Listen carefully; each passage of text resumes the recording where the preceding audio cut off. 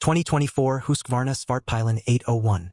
Ever since Pure Mobility AG acquired Husqvarna back in 2013, modern Huskies have smartly utilized KTM's platforms and delivered their own spin on those motorcycles.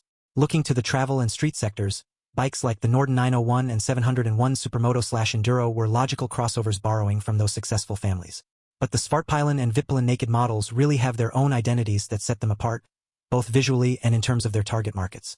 As much as we loved the Svartpilen 701, its single-cylinder engine always left us wondering how good the bike could be with a twin in it.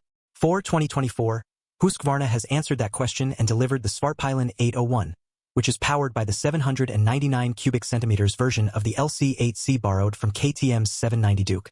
But that still left one question remaining.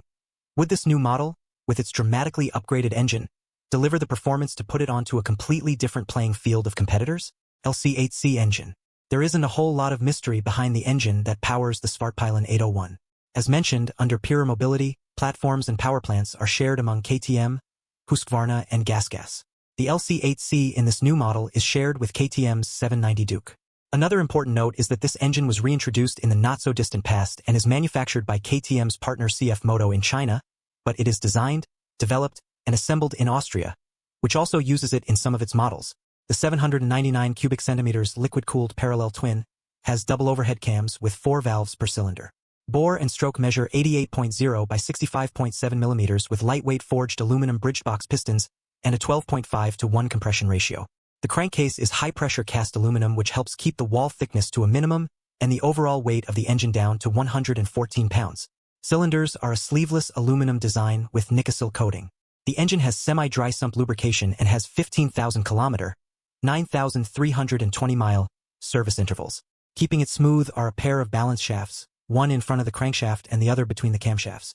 The cylinder head features a pair of assembled camshafts that are lighter than one-piece forged units. Steel intake and exhaust valves measure 36 and 29 millimeters, respectively, and are actuated by diamond-like carbon-coated finger followers. A pair of 46 millimeters throttle bodies feed mixture to the engine and are controlled by a ride-by-wire throttle. Spent gases pass into a pre-muffler chamber concealed between the engine and swing arm that houses the catalytic converters, and then head for a stainless steel silencer. This engine is as flexible as they come. Riding in traffic through the tiny villages throughout the Provence region of southern France, the engine is torquey and behaves predictably, never acting jerky or requiring much effort to ride smoothly. Roll out of town into the twisties and it comes to life, no doubt aided by the bike's light overall weight, a claimed 399 pounds without fuel. There is more than enough performance to snap the front tire off the ground at will or to get the rear tire protesting and sliding if you're not in a conservative TC setting. Overall, the performance of this engine makes us wonder why Husky didn't utilize it in the lineup sooner.